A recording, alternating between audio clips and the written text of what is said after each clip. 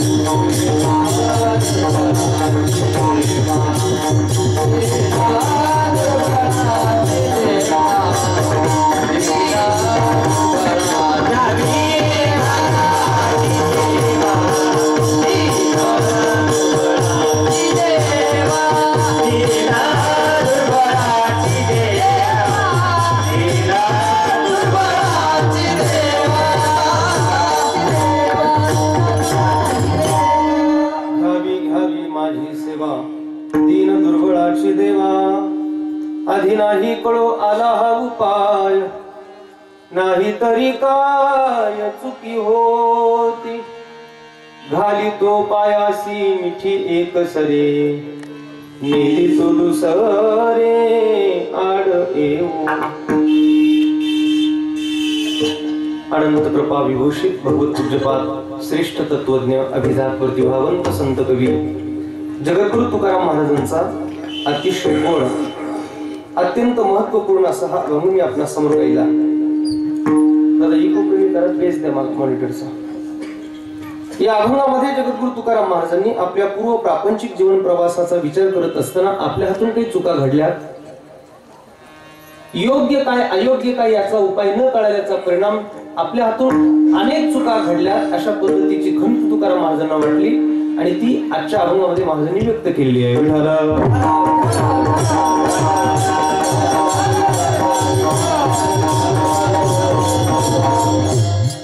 अभंगाला स्पर्श करण्या अगोदर थोडासा परिहार द्यायचा तो असा. श्री क्षेत्र वांगी तालुका श्रीरामपूर जिल्हा अहमदनगर या पवित्र नगरीमध्ये भगवान श्री वीरभद्रांच्या पवित्र पावन दरबारामध्ये संपन्न होत असला हा नामसप्ताह नामसंकीर्तन महोत्सव सोहळा या अत्यंत विराट अशा उत्सवातील आजचा हा सेवा करण्याचा योग मला या ठिकाणी प्राप्त आहे. मंडप अतिशय सुंदर आहे, मंडप गच्च भरलेला आहे, साऊंड सिस्टम छान आहे, एक एकाहून बळीरी अशी दिग्गज सगळी मान्यवर महाराष्ट्रातील प्रख्यात कीर्तनकार तथा गुणवान गुणीजन सगळ्यांच्या उपस्थितीमध्ये असा हा उत्सव संपन्न होतो आहे. आपल्या सगळ्यांचं श्रद्धास्थान असणारे सद्गुरु भास्करगिरी बाबांच्या कृपा आशीर्वादाने आपल्या परिसरातील वारकरी संप्रदायाची प्रचारक मंडळी, अभ्यासक आणि उपासक असणारी सगळी मान्यवर कीर्तनकार हरिभक्तीपरायण महंत कृष्णाजी महाराज, हरिभक्तीपरायण आदरणीय मच्छिंद्र महाराज चोरमले, हरिभक्तीपरायण यशोदानंद महाराज, हरिभक्तीपरायण हरी महाराज पिसाळ, अशी सगळी महाराज मंडळी आणि मला वाटतं ज्यांनी या उत्सवाचं रूप लावलं होतं असे अर्जुनजी महाराज, महंत अर्जुनजी महाराज सध्या जे तेलंगणामध्ये महंत आहेत तिकडे वास्तव्याला आहेत आणि असा हा गोड उत्सव या ठिकाणी साजरा होतो आहे. उपस्थित सर्व वारकरी वृंद, ज्येष्ठ श्रेष्ठ कीर्तनकार, प्रवचनकार सर्व मंडळी या ठिकाणी उपस्थित आहेत. दोन गुणी पखवाज वादक आमचे हरिभक्तीपरायण आळंदीहून आलेले कृष्णा महाराज, हरिभक्तीपरायण हरी महाराज, अशी सगळी मंडळी या ठिकाणी उपस्थित आहेत ज्यांनी गोड चाल गायली. हरिभक्तीपरायण आमचे परमस्नेही मित्र या ठिकाणी लक्ष्मण महाराज नांगरे, हरिभक्तीपरायण परमस्नेही सचिन महाराज, माझ्या समेत आले माझे छोटे बंधू भागवत महाराज, आपण सर्व पुरुष वर्ग, माता माऊल्या, लहान थोर, आबाल वृद्ध सगळ्यांच्या चरणावर नतमस्तक होतो. या उत्सवामध्ये जे आपण जमलोय, मला वाटतं भजन कीर्तन मध्ये 8-9 महिन्याच्या काळानंतर आपण पहिल्यांदाच ऐकत असू. कोरोनाच्या काळामध्ये आपलं हे ऐकायला मिळालेलं नाही आणि तरी सुद्धा एवढा सुंदर असा गोड उत्सव आपण मंडळी साजरा करतात. प्रथमतः सर्व ग्रामस्थांना आणि कार्यकर्त्यांना माझ्या खूप खूप शुभेच्छा व्यक्त करतो.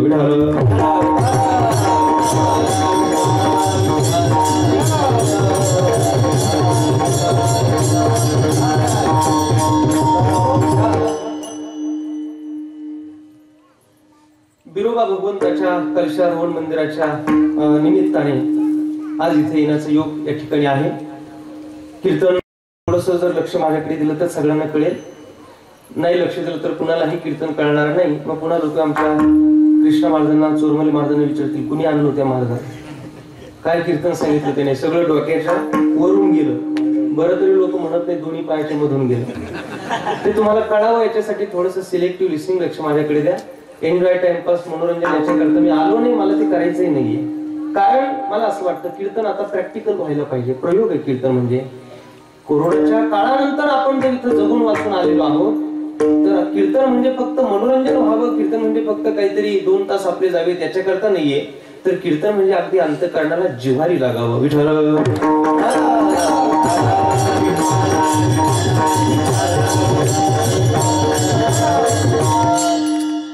जगद्गुरु तुकाराम महाराज म्हणतात, माझ्या हातून काही चुका झाल्यात आणि मला त्याची खंत वाटतेय. जो सतत चुका करतो त्याचं नाव जीव आहे आणि जे कधीच चुकत नाही त्याचं नाव जगद्गुरु तुकाराम महाराज आहे. जे कधीच चुकत नाही ते संत आहेत आणि जो सतत चुकतो त्याचं नाव जीव आहे. संत कधीही चुकत नाही पण तरी सुद्धा संतांनी स्वतःच्या चुकीची कबुली का दिली? त्याचं कारण आहे, चुका संतांच्या झालेल्या नाहीये, आपल्या चुका. पण त्याचं वकिली पत्र तुकाराम महाराजांनी देवाकडे दिलंय. विठ्ठल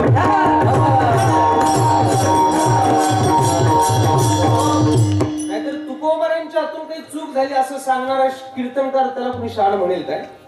चुका तुकाराम महाराजांची नाहीत, आपल्या चुका आहेत. फक्त वकिली पत्र तुकोबांनी दिलंय, त्याच्याकडे दिलंय, आपल्या माध्यमातून दिलंय.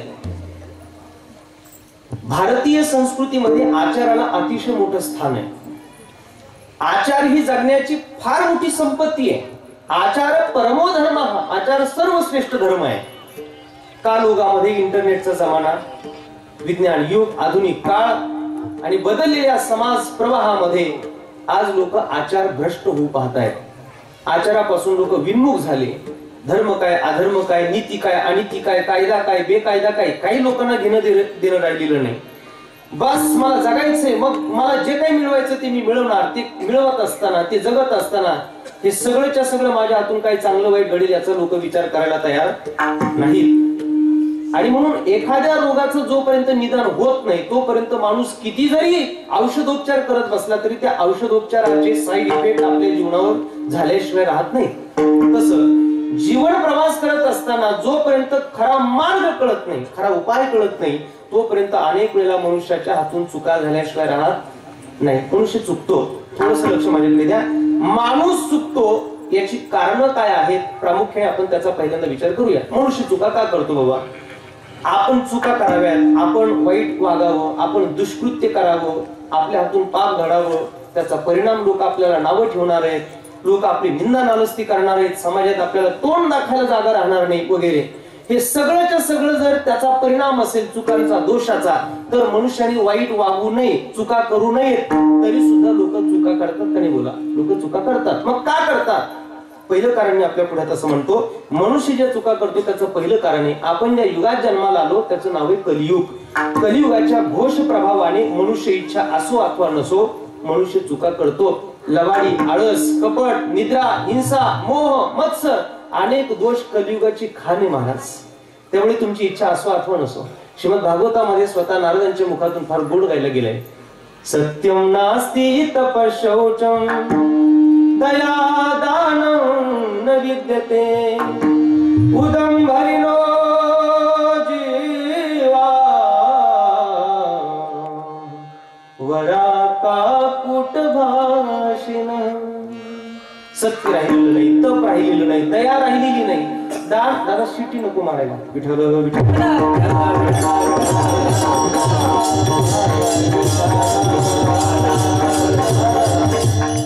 सत्य, तप, पावित्र्य काही राहिलेलं नाही महाराज. सगळ्या लोकांची जर अवस्था पाहिजे तर फक्त पोट भरणे एवढंच चाललंय महाराज. ह्याची टोपी त्याच्या डोक्यात, त्याची टोपी ह्याच्या डोक्यात, सगळ्याच्या टोप्या आपल्या डोक्यात, कशासाठी चालले महाराज? उदंभरिणो जीवा वरा का कूट भाषिणः.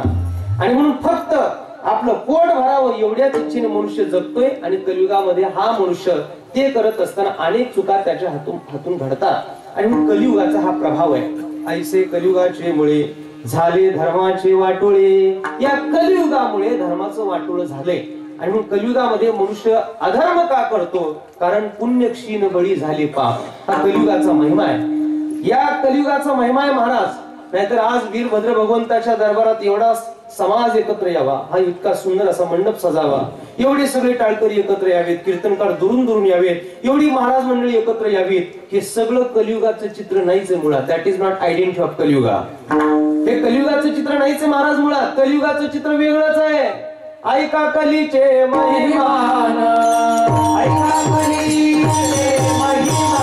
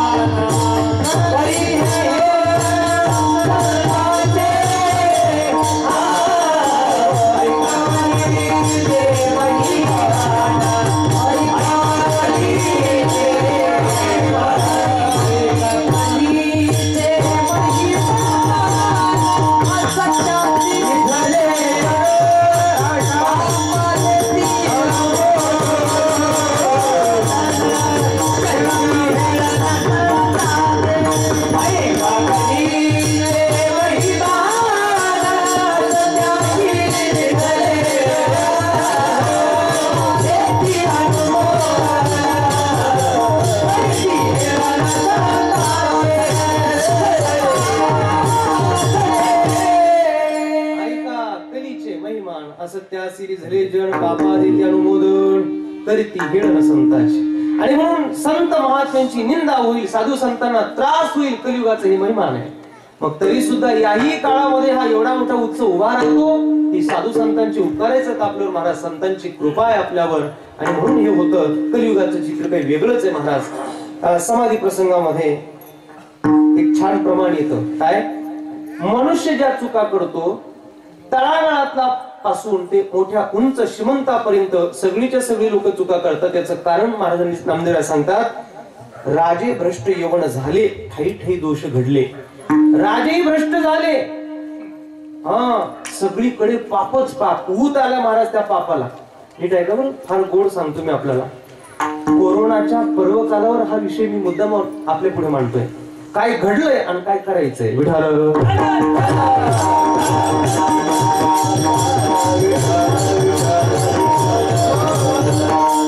चुका तर झाल्याच आहेत महाराज, कबूल करता आल्या पाहिजेत ना आपल्याला. ते थोडस लक्ष माझ्याकडे द्या. राजे भ्रष्ट येऊन झाले, ठाई ठाई दोष घडले. सगळीकडे दोषाचं आचरण मनुष्य करू लागला. पहिलं कारण काय तर कलियुग. बर, दुसरं कारण काय महाराज? दुसरं कारण आपल्या पुढे असं मी मानतो, मनुष्य ज्या चुका करतो त्याचं दुसरं कारण आहे मनुष्याचं कर्म. पूर्वजन्मातलं मनुष्याचं जे कर्म आहे, प्रारब्ध जे आहे, संचित जे आहे, त्यानुसार मनुष्य पुढे वागतो. त्याची इच्छा असो अथवा नसो, जे जे असेल प्रारब्धी ते न चुके कर्म कधी, होणारा सारखी बुद्धी कर्मरेषा प्रगटे. मग आपण म्हणतो का अमुक अमुक व्यक्ती फार चांगली व्यक्ती होती, कसं काय ते असं वागले? कसं काय वागले नाही, तसंच ते होणार होतं. होणारा सारखी बुद्धी कर्मरेषा प्रगटे. नाभुक्तम शेत कर्म कल्पकोटी शतैरपी अवश्यमेव भोक्तव्यम. उत्तम कर्म शुभाशुभम. तुम्ही केलेलं चांगलं वाईट कर्म तुम्हाला भोग देईल. म्हणून मनुष्य ज्या चुका करतो त्याचं दुसरं कारण आहे त्याचं प्रारब्ध. प्रारब्धाची गती न कळे विचित्र, आहे हाती सर्व विठोबाच्या, आहे हाती सर्व लोकाच्या. प्रारब्धाची गती न कळे विचित्र, आहे हाती सर्व विठोबाच्या, आहे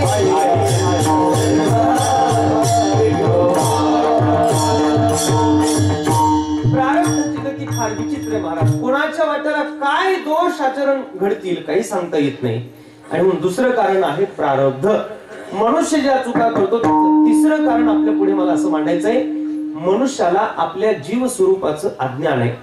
मनुष्य हा देहाभिमानापोटी दोषाचरण करतो, त्याला स्वतःच्या स्वरूपाचं ज्ञान नाहीये. मी कोण आहे, मी खरा कोण आहे, माझं वास्तव काय आहे, मी आलोय कुठून, मला जायचंय कुठे, याचं ज्ञान त्याला नाहीये महाराज. शंकराचार्य बोलतात, कोहम कथमिदं जातं को वै कर्तास्य विद्यते उपादानं किमस्ति हे विचारस्व यमिदृशः. मी कोण आईसा करावा विचार, मी कोण आईसा करावा विचार, म्हणे ज्ञानेश्वर मूर्तीचा, म्हणे ज्ञानेश्वर मूर्तीचा. मी कोण आहे, मी आलोय कुठून, माझं गंतव्य स्थान काय आहे, याचा मनुष्याकडे विचार नाहीये. म्हणून देह मीच आहे, हा देह माझा आहे, हे शरीर माझं आहे, हा प्रपंच माझा आहे. आणि माझं म्हटल्याचा परिणाम याला सुखी करण्याकरता मनुष्य जे जे काही करतो त्या चुकाच करत जातो. विठाल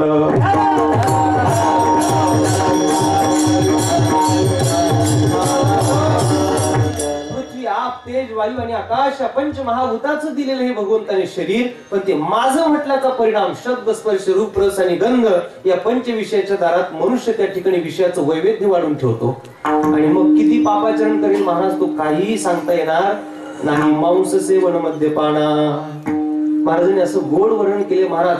छोट्या छोट्या गोष्टीतून मनुष्य पापाचं आचरण करत जातो महाराज. न जावे ते थजाये, न पाहावे ते जो न पाहे, न खावे ते खावे ते विचितोषे, न धरावा तो संगो, न लगावे ते थलागो, नाचरावे जो मार्गो आचरे जो, न ऐकावे ते ऐके, न बोलावे ते भुंके, परिदोष होतील हे न देखे प्रवर्तता, अंगमनासी रुची यावे, येतुलिनी कृताकृत्य नाठवे, करणे याचे निनावे भरतेची करी, परिपाप मज होईल का नरक यातना येईल हे काहीच पुढील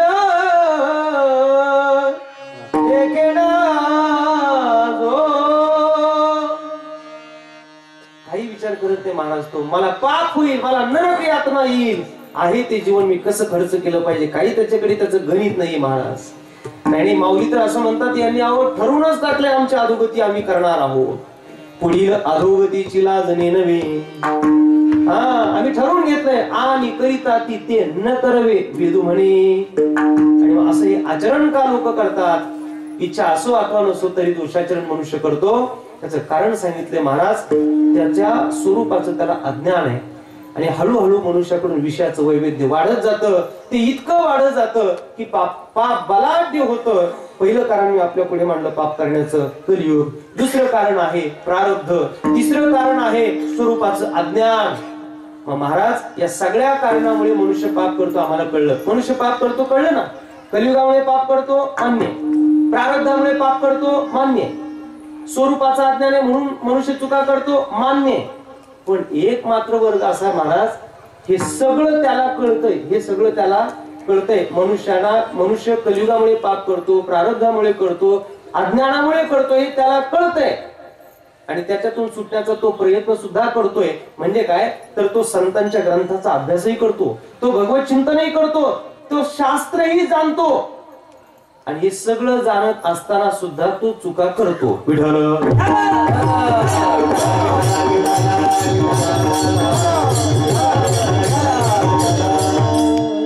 आम्ही संत वाङ्मय अभ्यासत असताना सुद्धा आमच्या हातून चुका होत नाहीत का? बोला. मनुष्य चुका करतो.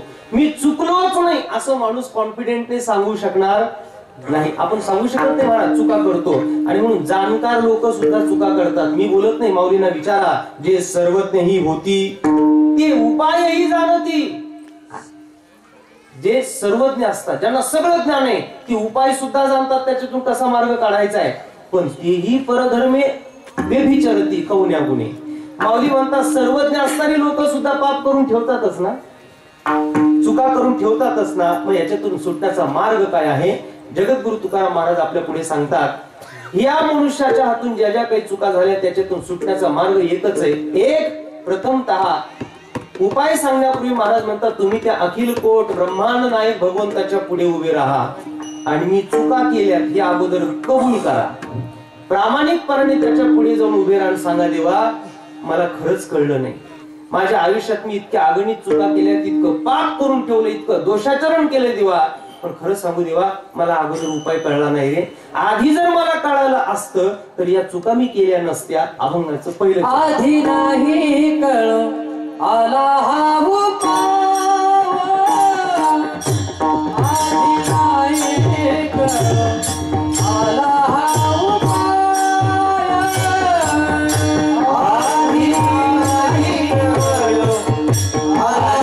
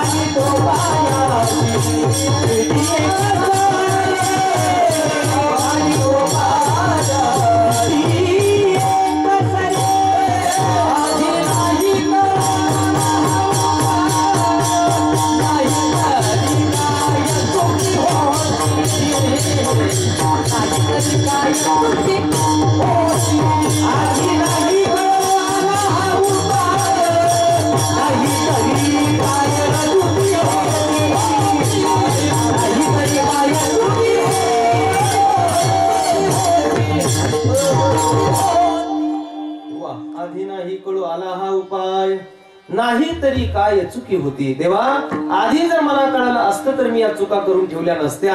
आज माझ्या हातून अगणित चुका झाल्यात, हे अगोदर त्याच्या पुढे कबूल करा. माणसं चांगलं किती करतात हे लोकांना दाखवतात, वाईट काय करतो हे लोक दाखवत नाही. आपण किती चांगलं करतो याची ऍडव्हर्टाईज होते. आपण किती चांगलं करतो याच्यासाठी बॅनर लागले जातात. आपण किती चांगलं केलं याच्यासाठी महाराज लोक काय काय प्रयत्न करत नाहीत, पण वाईट काय करतो हे लोक दाखवत नाहीत. आणि म्हणून मनुष्य ज्या चुका करतो तो त्याने लपून ठेवल्या, आणि सुटण्याचा मार्ग आहे का अगोदर त्या कबूल करा. कबूल केल्याशिवाय मनुष्य परमार्थाकडे प्रवृत्त होतच नाही. म्हणून कबूल करावं लागेल. आधी नाही कळू आला हा उपाय, नाही तरी काय चुकी होती. नाही तर देवा चुकी झाली नसती, पण मला आधी कळलं नाही. हे प्रामाणिकपणे आपल्याला कबूल करावं लागेल. आम्ही पापच केलं नाही असं होईल का? असं होईल का? आम्ही पापच नाही केलं, नाही महाराज आम्ही चुकलोच नाही असं कोण म्हणू शकतं? महाराज स्वानंद सुप्रेमासी सद्गुरु जोग महाराज. जोग महाराज जेव्हा त्या काशीच्या पंडित लोकांनी सांगितलं, म्हटले महाराज तुमच्या हातून जर काही पाप वगैरे घडला असेल तर सोडा संकल्प. महाराज म्हटले मी आणि पाप, पापहम पाप कर्मा पापात्मा पाप संभवा. संभवतच नाही मी पाप करू शकतो म्हणून. काय आत्मविश्वास होता महाराज या लोकांचा. साधू हे चारित्र्य आहे. साधू त्यांच्या डोळ्यात ताकद असते, साधूच्या वाणीत ताकद असते. साधूला पाहिलं तरी लोक नतमस्तक होतात. पूज्य संत मुरारी बापूने एकाने विचारलं, म्हटले बापूजी आम्हाला सांगा ना संत कुणाला म्हणायचं? बापूजीने एका वाक्यात सांगितलं, ज्याच्याकडे पाहिल्यानंतर तुम्हाला नतमस्तक व्हावं असं वाटतं त्याचं नाव संत.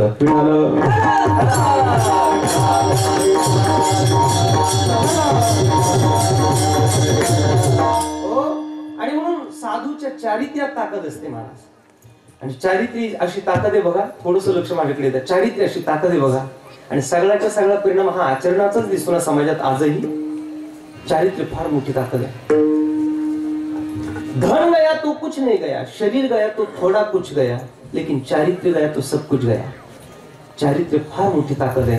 जसं मनुष्याला चालताना गती चांगली यावी असं वाटत असेल तर त्याचे चरण चांगले पाहिजे, आणि अध्यात्मात प्रगती चांगली व्हावी असं वाटत असेल तर त्याच्यासाठी आचरण चांगलं पाहिजे. इकडे चरण चांगले पाहिजेत म्हणजे गती येईल, आणि प्रगती पाहिजे असेल तर आचरण चांगलं पाहिजे. आणि म्हणून आचरण चांगलं व्हावं याच्यासाठी अगोदर आपण प्रामाणिकपणे त्याला सांगा, देवा मी फार चुकलोय, मी फार चुकलोय. तुकाराम महाराजांच्या हातून काही चुका घडल्यात काय? घडल्यात, पण तरी सुद्धा तुकोबाईने आपलं हे वकिली पत्र कसं दिलं देवाकडे बघा ना. चुकूनही न चुकणारे जगद्गुरु तुकोबा आहे. देवा मी फार चुका केल्या, देवा मी काय सांगू तुला. देवा मी चांडाळ चांडाळ, देवा मी फार पापी आहे, काय सांगू मी तुला. देवा मी फार चुका केल्यात, मी तवानाथ अपराधी, कर्महीन मतिमंद बुद्धी. तुझं मी आठविले नाही कधी, वाचे कृपानिधी माय बापा. नाही ऐकिले गायले गीत, धरिले लाज सांडिले हित. नावडे पुराण बैसले संत केली बहुत परनिंदा. नाही केला करविला पर उपकार, नाही दयाली पीडिता पर.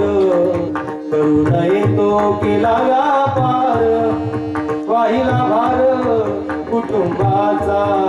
नाही केले तीर्थाचे भ्रमण, पाळीला पिंड कर चरण. नाही संत सेवा घडले दान, तुझ्यावलोकन मूर्तीचे. असंग संग घडला अन्याय, बहुत अधर्म उपाय. न कळे हित करावे ते काय, नये बोलू आठवते, नये बोलू आठवते. आप आपणा घात कर, शत्रु झालो मी दावेदार. उद्धव कृपेचा सागर, उतरी पार तुका म्हणे. देवा मी काय सांगू तुला, मी फार पाप केलंय. अरे चुकूनही न चुकणारे संत जर आपला प्रामाणिकपणा परमार्थामध्ये हा कबूल करत असतील तर आपण किती पापी आहेत महाराज. आपण किती दोषाचरण केलं, आपण कधीतरी त्याच्या पुढे उभा राहूयात ना. आधी नाही कळू आला हा उपाय, नाही तरी काय चुकी होती. देवा मला अगोदर कळलं नाही. आणि एक सांगू महाराज, सगळ्यात चांगला गुण कोणता? आपले दोष काय हे कळलं पाहिजे. सगळ्यात चांगला गुण आहे. ब्रह्मचैतन्य गोंदवलेकर महाराज असं म्हणतात, गुणात उत्तम गुण आपले कळावे अवगुण, अवगुण ज्याला कळले तो सुधारण्याच्या मार्गाला लागला. पण आपलं असं नाही होत, आपण आपल्या अवगुण नाही तपासत, आपण दुसऱ्याचे तपासतो. आता मी कीर्तन करतोय, मग कृष्णा महाराज हरी महाराज पखवाज वाजवताना त्याच्यात काय त्यांच्या चुका आहेत हे पाहण्याचा माझा अधिकार. सचिन महाराज लक्ष्मण महाराज गात असताना गाण्यात काय चुका करतात मला गरजच नाही त्याची. मी काय पाहिलं पाहिजे कीर्तनात, मी काय चुकतोय ही खोज आहे. हे अंतर्मुख होणं आहे आणि आपण बहिर्मुख आहे. एसटी जरी बसलो तरी आत नाही पाहत, बाहेर काय असतं बाहेर, काही नाही ना महाराज. पण लोकांची सवय बाहेर. एक ही गलती हम बार बार करते रहे, धूल चेहरे पर थी हम आईना साफ करते रहे. आळसा पुसतोय आपण, आळसा. अरे धूळ इथं पडली चेहऱ्यावर. तसंच दोष आपल्यात आहेत महाराज, जगात आम्हाला दिसतच नाही. का? आम्ही घाण आहेत ना, आतमध्ये वाईट विकार आहेत ना, सडलेत आमच्यामध्ये, म्हणून जग आम्हाला वाईट दिसत आहे. म्हणून दोषाचरण मनुष्याने जे केले महाराज, सगळ्यात चांगलं गुण आहे की आपण आपले दोष तपासा. गुणवंत केलो दोष जाणायासाठी,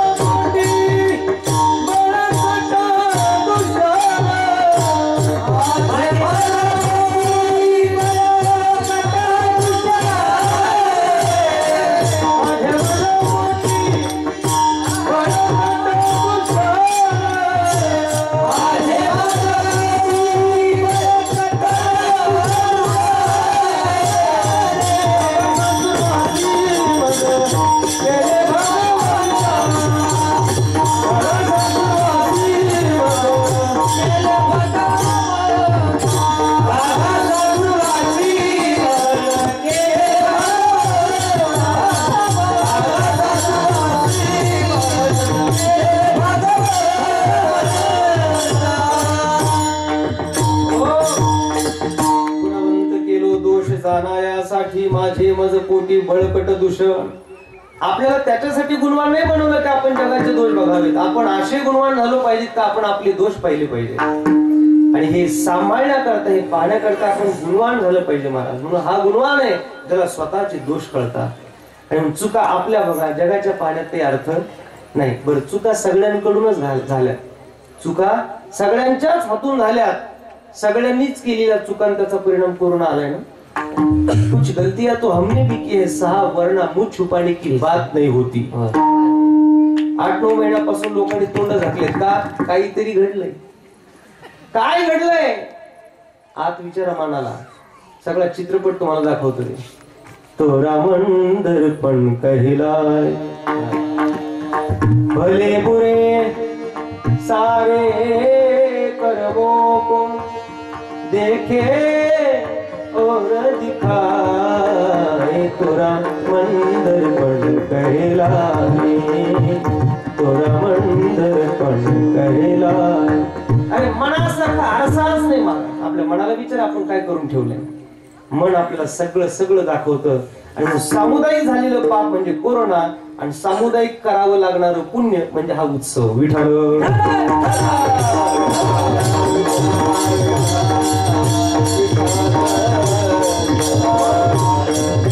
आणि म्हणून परमार्थातली पहिली क्रांती का मनुष्याने अगोदर आपलं प्रामाणिकपणाने मत कबूल करावं. देवा खरंच चुका झाल्या, अगोदर मला कळलं नाही, हे कबूल करावं. बर, मग भगवंत स्वीकारेल काय? हो अपिचे सुदुराचारो भजते माम अरण्य भाग साधुरेव समंतव्य सम व्यवसितो हि सहा. तो आधी जरी दुराचारी, अहो किती जरी वाईट असू द्या, सर्वोत्तमच्या अवधारी. जैसा बुडाला महापुरी न मरतू निघाला. परमात्मा नक्की स्वीकारतो तुम्हाला, पण कधी? अगोदर कबूल तर करा.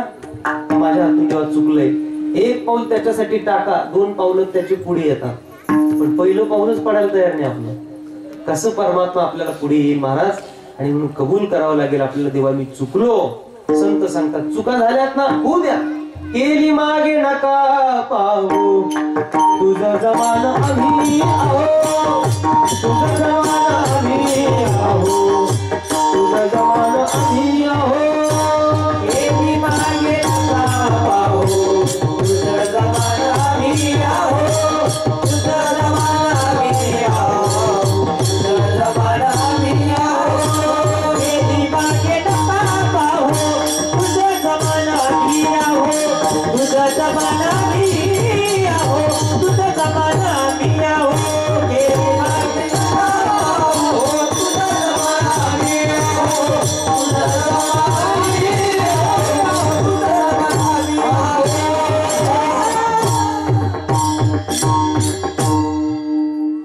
वीरभद्रांच्या समोर जायचं भगवंताला सांगायचं जेव्हा खरंच चुका झाल्यात अगोदर नाही कळलं भगवंत सांगेल ठीक आहे अगोदर झाल्यात ना आता पुढे करू नको केली मागे नका पाहू मागे नका बघू जगण्याचा छान मंत्र आहे महाराज संतांनी दिलेला आता मागे पाहू नका आणि भविष्याची सुद्धा काळजी चिंता करत बसू नका वर्तमानात जगा म्हणजे आनंदी जगता येईल आपल्याला मागे नेनपणी घडले ते क्षमा आता देतो सीमा करून या मागे नेनपणी घडले ते क्षमा मागे जेवढं काही तुमच्या हातून घडलंय संत तुकोबराय म्हणतात तुम्हाला आता माफ केलं आम्ही जा पण आता पुढे मात्र चुका करू नका अशी आम्ही सीमा आखतो तुमच्या पुढे या रेषेचं उल्लंघन करू नका. लोक म्हटले महाराज काय होतं त्याला मग महाराज म्हटले काय फक्त सतत आंधळच होत राहायचं का डोळे असून आंधळ होण्यासारखंच नाही.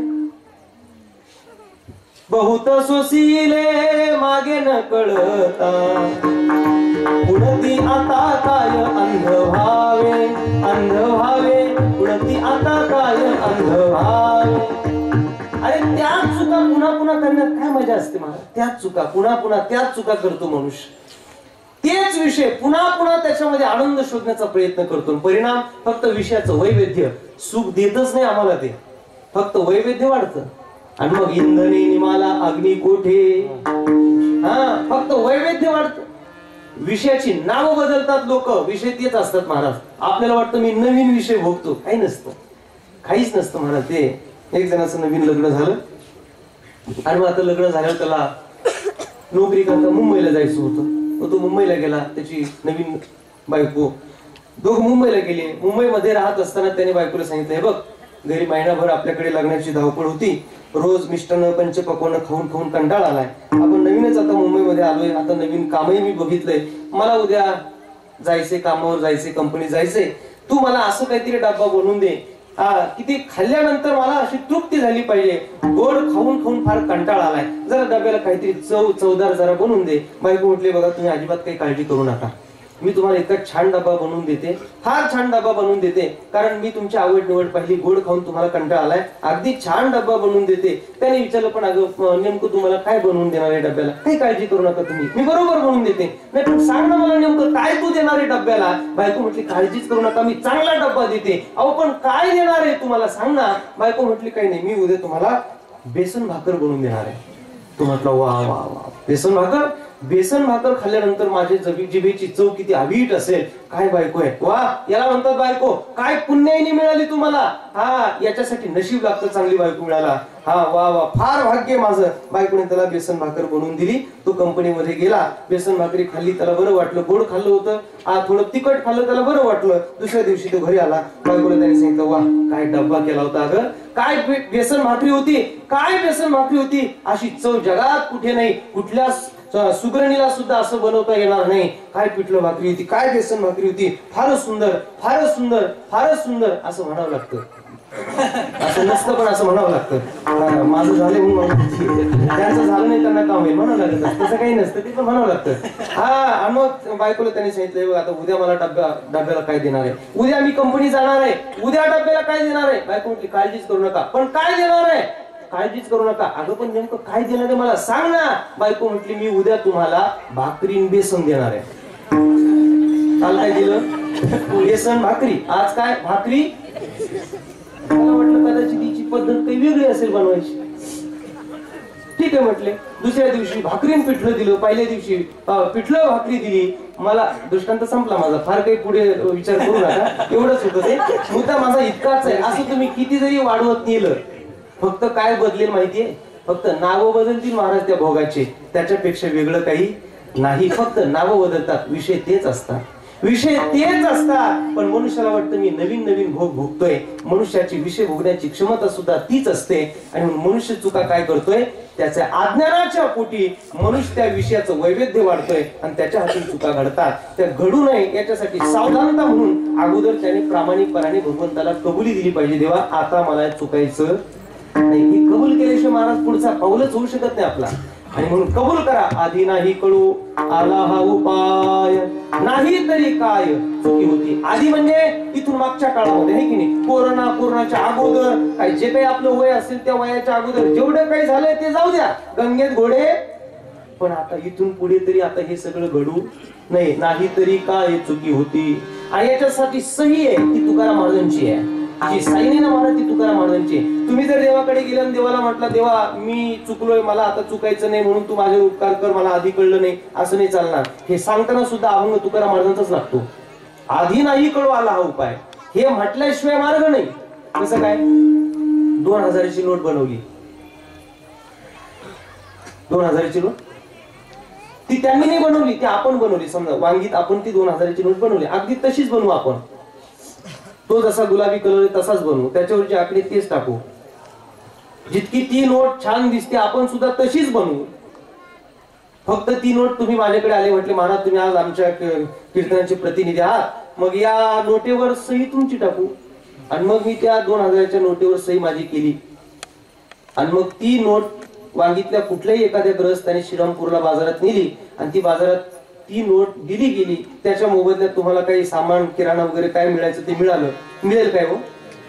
का नोट सारखीच आहे ना, काहीच बदल नाहीये. हा सही कुणाची आहे? माझी आहे. बरं का चालू नये? जे सही करतात ती गव्हर्नर कुठे ज्ञानेश्वरी गाथा वाचतात, मी वाचतोय.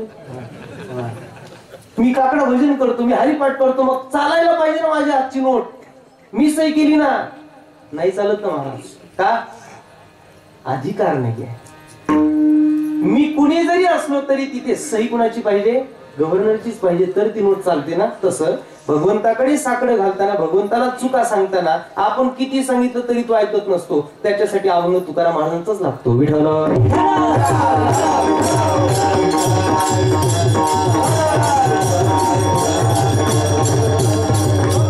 गावात जर एखाद्याने मोठा दरोडा चोऱ्या वगैरे काही केला असेल तर रस्त्याने पोलीस त्याला घेऊन आले. मी ते पाहिलं, मी त्यांना म्हटलं, ओ साहेब, पोलिसांना म्हटलं याला सुळावर द्या, फाशीवर द्या. लगेच ते पोलीस त्याला घेऊन फाशीवर देतील, बरोबर ना. जोपर्यंत न्यायाधीश कोर्टात न्याय देत नाही तोपर्यंत त्याला फाशी दिली जाणार नाही. तसं अभंग तुकाराम महाराजांचाच व्यक्त केल्याशिवाय भगवंत सुद्धा आपल्याला स्वीकार करणार नाही. काय पावर आहे महाराज तुकाराम महाराजांच्या शब्दांची. आम्हा घरी धन शब्दाचीच शब्दाचीच यत्न करू आता, शब्दाची आमोच्या जीवाचे जीवन, शब्द वाटू धन जन लोका.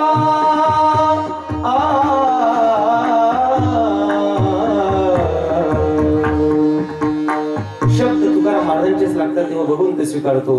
आणि म्हणून त्याच्या पुढे जा, आधी नाही कळू आला हा उपाय. देवा मला उपाय कळला नाही तरी काय चुकी होती, पण आता मात्र मी तुझ्याकडे प्रामाणिकपणाने आलोय. तेव्हा आता मात्र तू माझा स्वीकार केला पाहिजे ना. आणि म्हणून तुकाराम महाराज म्हटले, काळजी करू नका, तुम्ही सरळ त्याच्या पुढे राहा आणि सरळ त्या भगवंताच्या चरणाला मिठी घाला. दुसरं चरण घाली तो पायासी मिठी एकच, आवाज द्या. घाली तो पायासी घाली तो पायासी मिठी एकच, घाली तो पायासी मिठी एकच, पायासी मिठी एकच,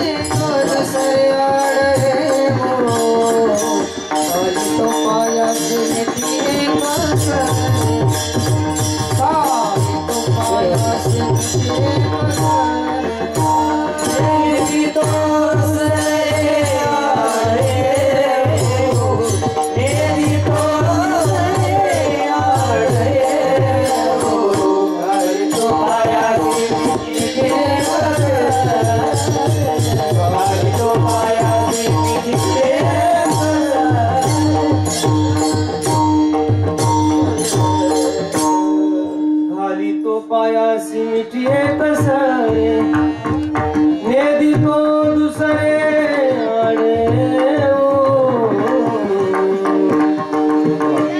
वारकऱ्यांच्या चाली सुद्धा अशा हळूवार आहेत महाराज. नीट ऐका बरं, नजाकती अशा असतात, गाताना बोलताना वाजवताना नजाकतीतच असलं पाहिजे, हळूवारपणा असला पाहिजे आणि परमार्थ हा हळूवारच चालला पाहिजे. हळूहळू ढाळे ढाळे असा हळूवार असतो महाराज तो. आज वृक्षपणा आला आपल्याकडे, लोक कणखर दणकट झाली. हळूवार पाहिजे, जीवन कसं छान असावं. आता रात्री तुम्ही भाषाप्रभू महाराजांचं कीर्तन ऐकलं असेल, असं हळूवार आहे. कमळावर भुंगा बसताना असं हळूच बसतो, तसं महाराजांचे शब्द म्हणजे निखळ सोन आहे. विठ्ठल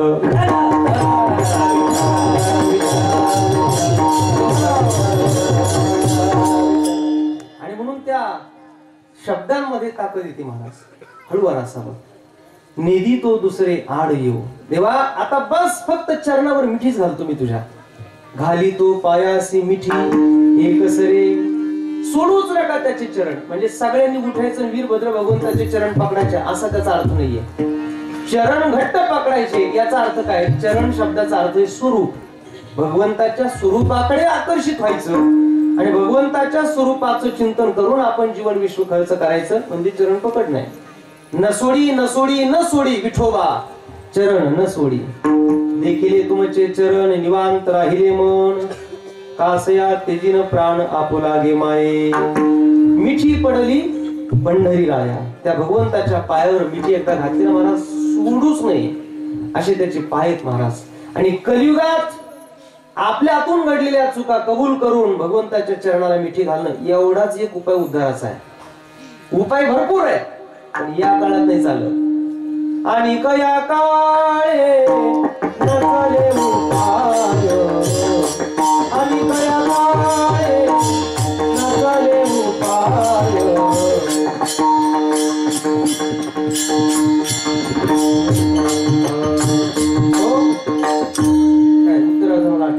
आणि कया काळे न चले उपाय.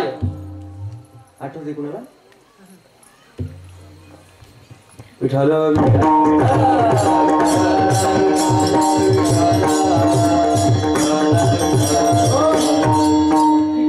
आणि कया काळे न चले उपाय. भगवंताच्या चरणाशिवाय दुसरा उपाय नाही. दुसरा उपाय नाही.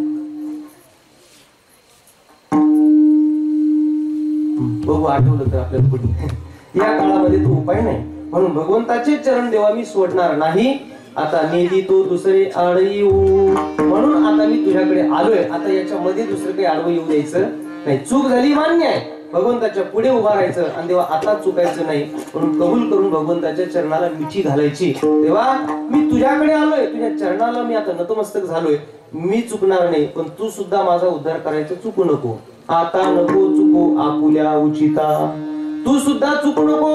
आमचा उद्धार करायची जबाबदारी तुझी देवा. तूही चुकू नको, आम्ही चुकणार नाहीत पण तू सुद्धा आम्हाला सोडू नको असा भाव आहे. नेदी तो दुसरे आड येऊ. आणि मग याच्या आडवं दुसरं काहीच नाही आलं पाहिजे महाराज. आता कोरोना होऊन गेला ना बस आता इतकं छान जीवन आपल्याला जगता आलं पाहिजे महाराज. दुसरं काही आडवं आलंच नाही पाहिजे. हा आता मास्क सुद्धा आडवा आला नाही पाहिजे. झालं ना आता मेला ना कोरोना महाराज. किती वेळ आता ते मास्क मास्क मास्क मास्क. बायको मास्क लावून बसली, नवरा आला. नवऱ्याने पण मास्क लावला होता. बायकोने लगेच काढून ठेवला. तो म्हटला का काढला? ती म्हटली मग मी रुसलेली कसं काय कळणार. आणि त्याने मास्क काढला. बायको म्हटली लावा मास्क लावा. तो म्हटला का? मला कुठं कोरोना झालाय. ती म्हटली पण तोंड बघून बघून कंटाळा आलाय. कोरोनाने इतकी गंमत केली ना महाराज. आहा कोरोनाने एवढी गंमत केली आणि चांगलं पण दिलं महाराज. ते बघा आपण जर निगेटिव्हच वागायला गेलो, निगेटिव्ह आचरण करायला गेलो तर मनुष्याला सकारात्मकता कधी सापडतच नाही. त्यामुळे जे झालंय ते चांगलं झालंय. दॅट्स ट्रू, दॅट्स बेस्ट असं म्हणून चला. असं म्हणून चालावं लागणार आहे. बरवे झालो आजीवरी नाही पडलो मृत्यूच्या हारी. वाचून आलो येथ बरी उरले ते हरी तुम्हा समर्पण. ज्ञानोबाने तुकोबाने या महाराष्ट्राला असा कव्हरेज केलेलं आहे. जगाच्या तुलनेत महाराष्ट्राचं काहीच वाईट झालं नाही महाराज. आशिया, रशिया, जर्मनी, जपान, अमेरिका रस्त्यावर पैसे फेकून दिलेत महाराज लोकांनी. रस्त्यावर का? माणूस शिल्लक पाहिजे ना. घरात माणसंच नाही महाराज. माणसं शिल्लक राहिली नाही. आणि हे का घडतं माहितीये? संस्कृती. आज जगात भारतीय संस्कृती मोठी आहे. आपण सुद्धा hi hello how are you करायला लागलो होतो. पण मोदींनी आता ते शिकवलं जगाला राम राम. आता अमेरिकेत सुद्धा राम राम करायला लागली. हा, राम राम करायला लागली लोक. आणि खरंच आहे महाराज, ते जगात तुम्ही सगळं विसरा महाराज, सगळं विसरा तुम्ही. You are forget our all countries culture but don't forget my Indian culture. भारतीय संस्कृती जगात एक नंबरची आहे, जगात एक नंबरची. तुम्ही विचार सुद्धा करू शकत नाही अशी संस्कृती आपली आहे. फार मोठी संस्कृती आहे. आणि म्हणून जुन्या लोकांनी ती टिकवली, पुढे आपण सुद्धा टिकवली पाहिजे. हा, कम्प्युटर इंटरनेट आधुनिकता मान्य आहे, पण संस्कृती आधुनिकता किती होऊ द्या, किती डिझाईन फॅशन वेशभूषा रंग काय बदलायचं ते बदला, पण ज्ञानेश्वरी गाथा पाहिजेच. हा पाहिजेच. खाण्यात तुमचे कितीही पंचपक्वान्न येऊ द्या, पण खायच्या अगोदर हरिराम पाहिजेच. वारकऱ्याच्या पंक्तीला बसा. वदनी कवळ घेता नाम घ्या श्री हरीचे, सहज हवन होते नाम घेता फुकाचे. जीवन करी जीवित्व अन्न हे पूर्ण ब्रह्म, उदर भरण नो हे जाणीजे यज्ञ कर. हा, सगळंच्या सगळं महाराज त्या भगवंताचं आहे, याच्यावर विश्वास ठेवून आपण वागलं पाहिजे. पण दुर्दैव आहे, दुर्दैव आहे. आपलीच म्हणतात काही खरं नसते. हे परमार्थ, हे सप्ताह देव, हे टाळकरी वारकरी कीर्तनकार, काय खऱ्या गोष्टी सगळी अंधश्रद्धा आहे. वैरागी माहिती कधी? विवेक शब्द ऐकलाय कधी? ते मूर्ख किवी पावती मज ईश्वराते. वैराग्याची शिव न देखती, विवेकाची भाषा नेनती. मंडपच पाहिल्याने सप्त्याचं कधी म्हटले देव नाही. हे का पागल आहेत का एवढी लोक इथे येऊन बसले?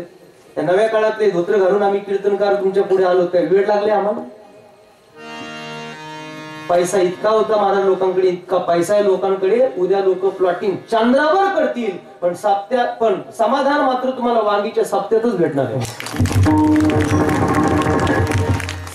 शिल्लक आहेच कुठे समाधान? सांगा ना मला, कोणत्या विषयात आहे समाधान?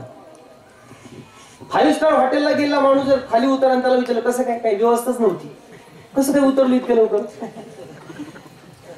छान उतरलं सगळं, नाही बरं नव्हतं, जेवण चांगलं नव्हतं. विषयाचा आनंद क्षणाला कमी होतो आणि परमार्थाचा आनंद क्षणाला वाढतो. त्यांना विचार, चालीचा आनंद काय होतो? रात्रभर त्यांना असं तो आनंद असतो महाराज. भाव समाधीत असतात ही लोक. फक्त अंतर्मुख होऊन विचार केला पाहिजे. पकवाज वाजवताना आज जर छान पकवाज बसला ना महाराज, मुकडा छान पडला, लगेच छान पडला, त्याचा आनंद किती होतो तो आता विचारा या कृष्ण महाराज हरी महाराजांना. कधी दागिने दिकडी दागिने दिकडी दागिने कधी दागिने दहा कधी दागिने दहा कधी दागिने दहा.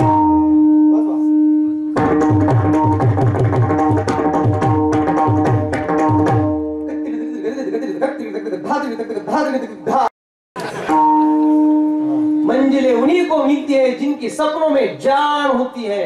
सिर्फ पंखों से कुछ नहीं होता, हौसलों से उड़ान होती है. मला एक जण मला वारा सध्या तुमचंच बरं आहे, कोरोना संपला तुमचं सुरू झालं. मला म्हणे 2 लोकांची लय मजा आहे. म्हटलं कुणाची? म्हटलं पोलीस लोकांना हप्ते आणि महाराज लोकांना सप्ते. मी म्हणलं तू एक तर पोलीस हो नाही तर महाराज हो, पण तू एक कर. विनाकारण जाळण्यात काय मजा? सगळ्यात घाण सवय जळून जळून मरणे.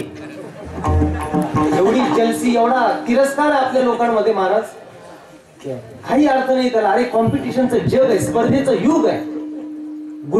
गुणवत्तेची कदर करणारा हा समाज आहे. कधीतरी विचार करा. Quality the service, service the success.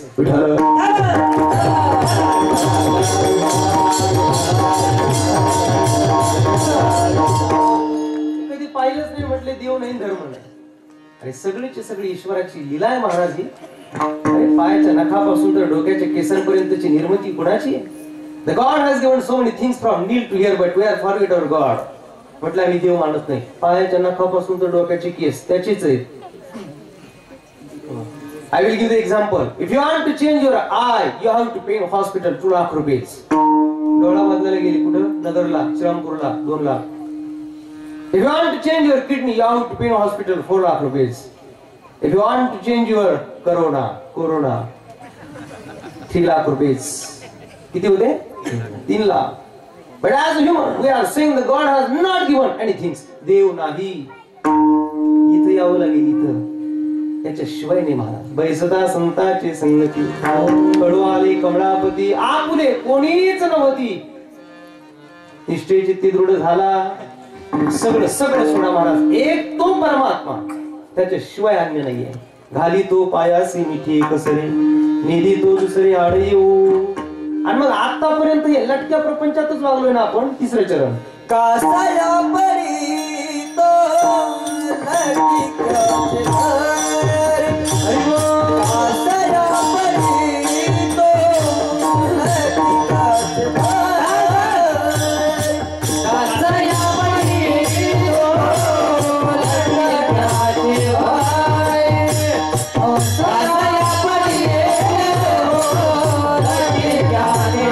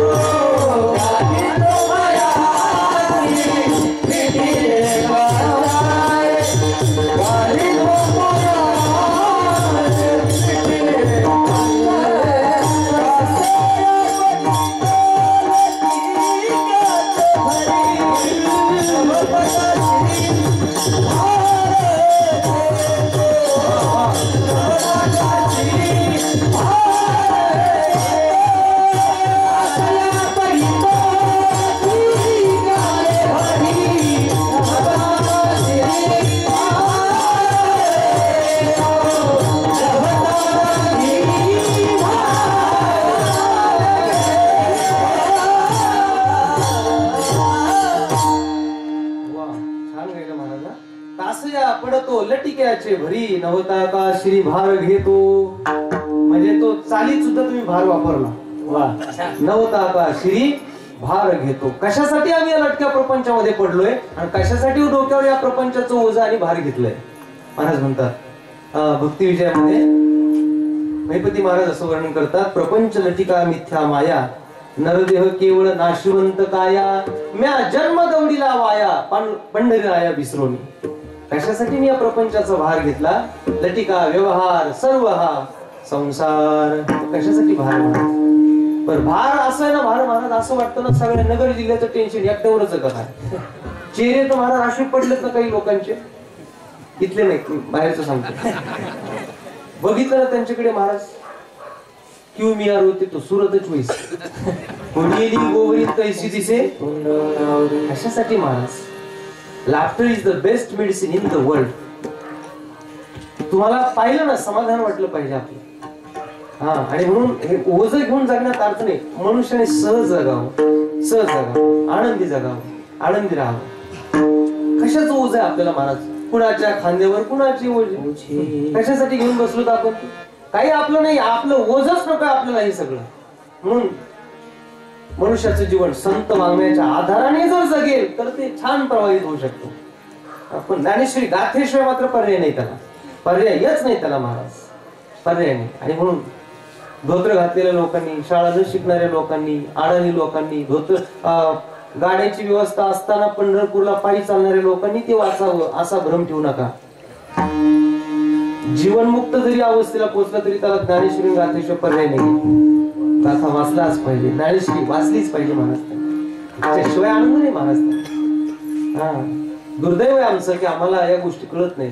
आज मुस्लिम बांधवांमध्ये किती मोठा माणूस होऊ द्या क्लास 1 होऊ द्या पण मस्जिदीमध्ये नमाज अदा करण्याकरता तो गेल्याशिवाय राहत नाही. तुम्ही मला दाखवून द्या 100% चॅलेंज आहे माझं. एकही माणूस सापडत नाही का तो माणूस अल्ला नाही असं म्हणणार नाही, म्हणतच नाही तो. वा वा बाबा सांगतात ऐका, छोटी छोटी लेकरं सुद्धा महाराज पहाटे मस्जिदीमध्ये भगवंताकडे प्रार्थना करतात. या गोष्टीचा विचार करा, किती श्रद्धा आहे त्यांची. ख्रिश्चन धर्मामध्ये बघा, येशू चर्च मध्ये गेल्याशिवाय ती लोक राहतच नाही. किती मोठे उद्या आईन्स्टाईन, सॉक्रेटिस, हे सगळी लोक बघा ना आपण, न्यूटन, केवढी लोक झाली महाराज, पण चर्च मध्ये जायची. ईश्वर मान्य होता त्यांना आणि म्हणून त्याच्या सत्तेने कार्य करत होती ती लोक. आपल्याकडे 10वी 12वी झाली ना की काही नसतं हे सगळं. 12वीतच आम्ही सांगतो काही नसतं, आम्ही सायन्स शिकतो ना.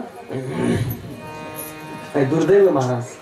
आणि मग थोडस पुढे मग डॉक्टर, वकील, इंजिनियर झालं तर मग तर काही विचारूच नका, मग डायरेक्ट यक्ष प्रश्नच असतो त्यांचा, या जगात देव नाही. नका नका, आयुष्याचा नाश नका करू महाराज. ठेच लागल्याशिवाय शहाणपण येत नाही. विठाला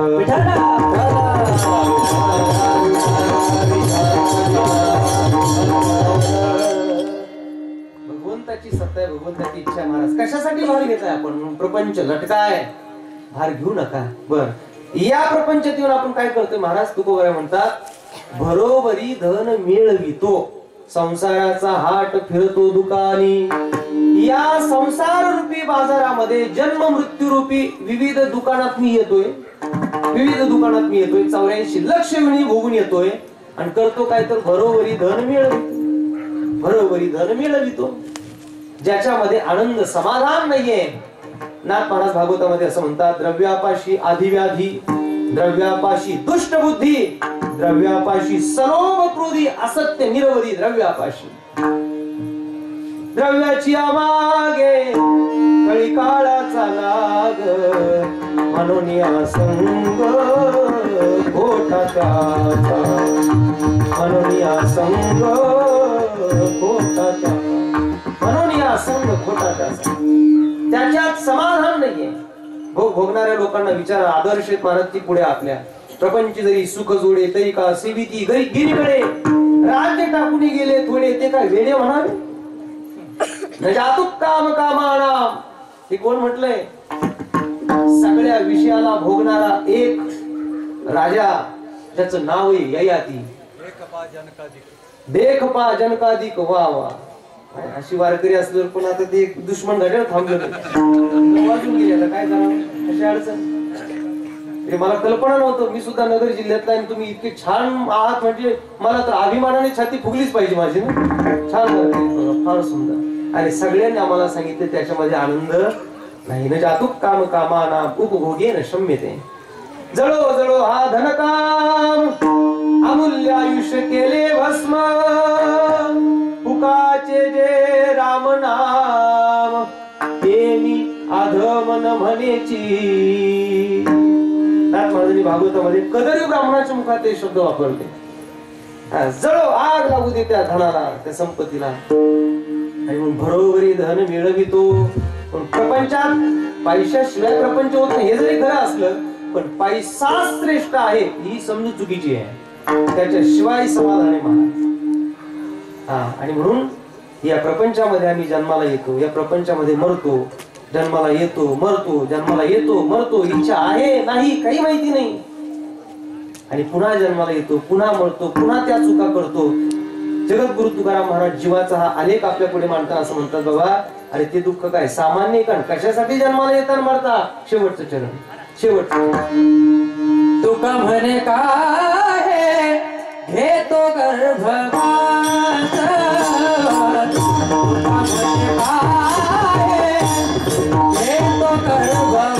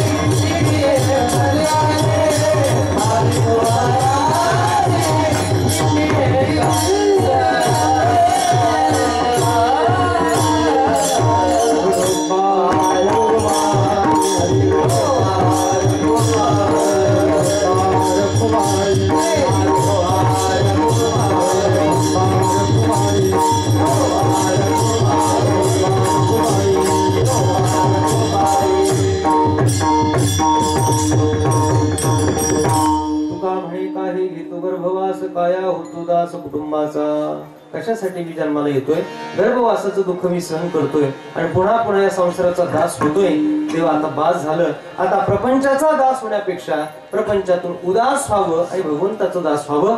घाली तो पायासी मिठी कसरी नेदी तो दुसरे आड येऊ. आणि म्हणून आपल्या पूर्व भूतकालामध्ये जे काही घडलं असेल ते घडू द्या, पण आपला भविष्यकाल चांगला यावं असं जर वाटत असेल, उद्या कोणती जरी महामारी आली, कोणता जरी रोग आला, तरी त्याच्यासाठी आपलं जीवन जर छान असेल तर कुठलाही रोग तुम्हाला त्रस्त करू शकत नाही. एवढी भगवंताच्या चिंतनामध्ये ताकद आहे. म्हणून त्या परमात्म्याचं चिंतन आपण करावं. बस वेळ माझी संपली आहे. 5 मिनिटांमध्ये सगळं संपवणार आहे. थोडा वेळ फक्त कुणी गडबड करू नका. मलाही कल्पना आहे आपल्याला प्रसाद घ्यायचा आहे. भूक सगळ्यांना लागली, तुमच्यापेक्षा मलाही लागली. त्यामुळे थोडा वेळ, अगदी 5 मिनिटं कळ काढा. एवढ्या वेळ आपण छान थांबला, एवढा सुंदर उत्सव या आपल्या परिसरामध्ये होतो. एवढ्या विराट बहुसंख्येने आपण मंडळी जमलात. खरं तर कार्यकर्त्यांना, ग्रामस्थांना खूपच धन्यवाद आहेत माझे. खूप आनंदाने आपण हे सगळं करताय आणि या सगळ्या महाराज मंडळींचं नेतृत्व आपल्याला लाभलंय. एवढी सगळी महाराज मंडळी कीर्तनाला एकत्र येणं म्हणजे ते कीर्तनकाराचं नशीब म्हणावं लागेल महाराज. तर एवढी महाराज मंडळी कीर्तनात येतात एकत्र असं होत नाही ना, कारण प्रत्येकाला प्रत्येकाच्या मागे व्याप असतो, प्रत्येकाची कीर्तन, प्रचार हे सगळं चालू असतं. पण आज फार चांगला योग आहे. या ठिकाणी महंत कृष्ण महाराज आहेत, मच्छिंद्र महाराज आहेत, श्रीभक्तिपरायण हरी महाराज आहेत, यशोदानंद महाराज आहेत, अशी सगळी महाराज मंडळी आहेत उपस्थित. अजूनही महाराज मंडळी असतील, संदीप महाराज आहेत. आता नामोल्लेख कदाचित माझ्याकडून कुणाचा जर विसरला, हरिभक्तिपरायण आदरणीय राजाराम बाबा आहेत. कारण आता गावात नवीन पहिल्यांदा असल्यामुळे आता सगळ्यांचा नामोल्लेख मला शक्य नाही, पण सगळ्यांच्या प्रति सद्भावना आहेत. आपण सगळे माऊलींची लेकरं आहोत आणि म्हणून सगळ्यांच्या चरणावर नतमस्तक होतो. सगळ्यांना उदंड आयुष्य, आयुर आरोग्य लाभ अशी माऊलींकडे प्रार्थना करतो. आपण फार आनंदाने या सप्ताहाचा उपभोग घेत आहात. असंच घ्या. परमार्थ वाढत जावा आणि संसाराची नशा कमी कमी होत जावी. त्याच्यासाठीच भगवंताने आपला हा आनंद दिलाय, आपल्या पुढ्यात मांडलाय. खूप छान आनंद आपण मंडळी घेत आहात. कीर्तनकार सुद्धा अतिशय उत्कृष्ट, 151 बळीने अशी सगळी मंडळी या ठिकाणी येतात. उद्या सुद्धा पैठण क्षेत्रवासी सोमनाथ महाराज करे अतिशय गोड कीर्तन आहे, आमचे मित्रच आहेत आणि आपण सगळी मंडळी या उत्सवामध्ये असा हा आनंद घेत आहे. खऱ्या अर्थाने पुन्हा एकदा सगळ्यांच्या चरणावर नतमस्तक होतो. बोलत असताना यदक्षरम पद भ्रष्टम मात्रा इदम चेत भवेत तत्सर्व क्षम्यता देव प्रसिद्ध परमेश्वर सेवेमध्ये जमाधारा कृपा करा. शेवटचा 1 मिनिट. ज्या संत महात्म्यांनी आमच्यावरती उपकार केलेत ते साधनातीत सिद्ध संत आहेत. नाळोबराय, तुकोबराय, नामदुराय, निळोबराय ही सगळी साधनातीत माणसं होती महाराज. ही सगळी साधना करून वैष्णव मंडळी संतपणाला पोहोचली. काही अवलिया महात्मे होते, सिद्ध संत ज्यांच्याकडे साधना दिसत नाही, लोक बाह्य दिसतात, साधना ती दिसत नाही. शेगावचे संत गजानन महाराज, बरोबर, साईबाबा, अक्कलकोटचे स्वामी समर्थ, संत बाळू मामा ही लोक अवलिया होती. यांच्याकडे दिसताना साधना दिसत नव्हती, पण ते सिद्ध संत होते. आणि हे दोन्ही पद्धती संत वाङ्मयामध्ये आपल्याला सापडतात. असे दोन्हीच्या दोन्ही महात्मे या सगळ्या संतांचं स्मरण आपल्याला करायचं आहे. आणि त्या संतांचं एकदा गोड प्रेमाने भजन करूयात. सेवेला या ठिकाणी पूर्णविराम. कोकण प्रांतामध्ये एक छान भजन गायलं जातं, मला फक्त त्याचं स्मरण आपल्याला करून द्यायचंय. त्यासाठी आपण सगळे एकदा वर हात करा, कारण युट्यूब आहे आणि ते तुम्हाला सगळ्यांना दाखवतील. बाहेर महाराष्ट्रभर तुम्ही दिसणार आहात. वा वा वा, क्या बात आहे दादा, यांना सगळ्यांना दाखवा. छान माझ्यासोबत टाळी वाजवा. लक्ष्मण महाराज, सचिन महाराज, सगळी मंडळी ठिकाणी मला साथ करतील. आता नाही, सुरू होत्या, सुरू होत्या. हा, आता सुरू होईल. हा, हात द्या महाराज. ज्ञानोबा माऊली तुकाराम, ज्ञानोबा माऊली तुकाराम, ज्ञानोबा माऊली तुकाराम.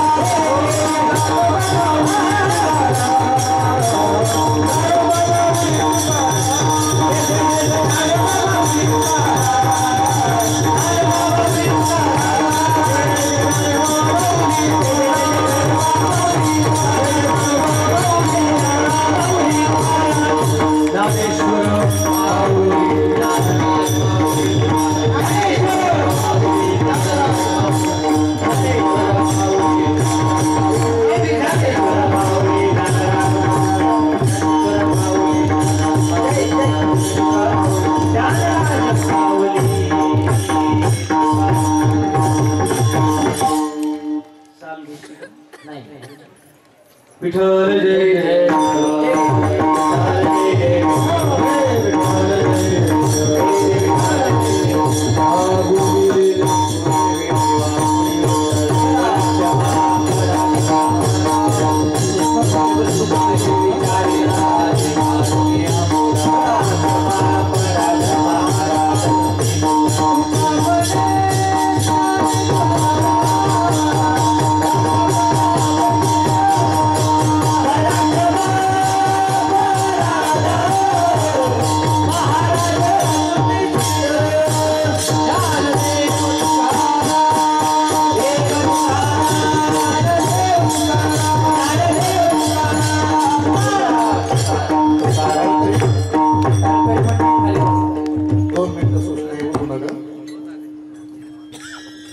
मस्तक हे पायावरी या वारकरी संतांच्या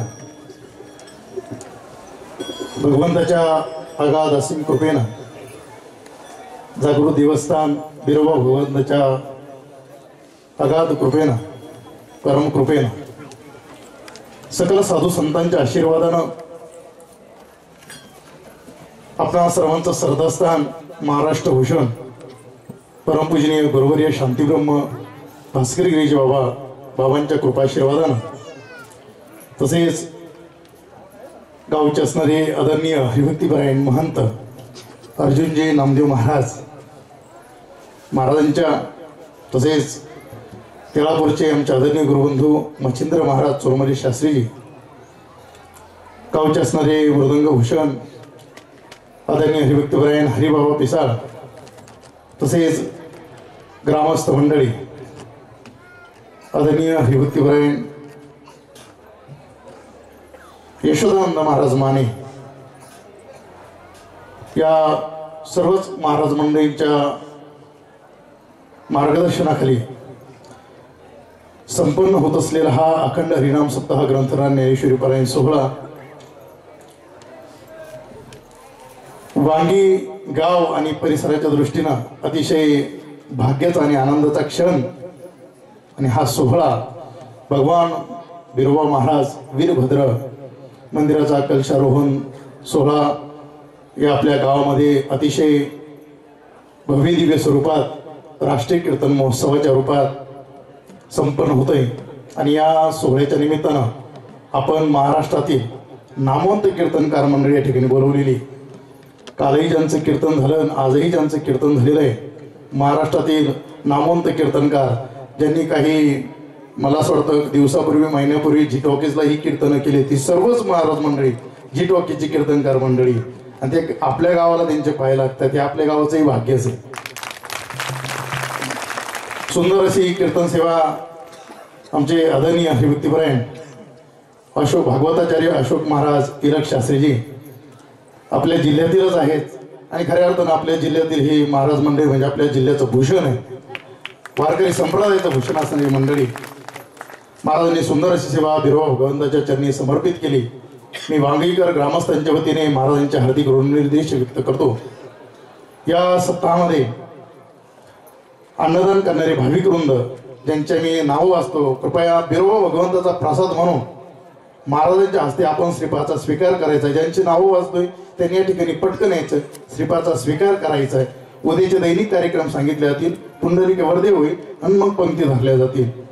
सकाळी अन्नदान करणारे भाविक वृंद आदरणीय श्री भास्कर पाटील साळे आदरणीय श्री सूर्यभान पाटील पिसाळ आदरणीय श्री बबन आहेर यांनी कृपया या ठिकाणी यावं महाराजांच्या हस्ते बिरोबा भगवंताचा प्रसाद म्हणून श्रीपाचा स्वीकार करायचा आहे.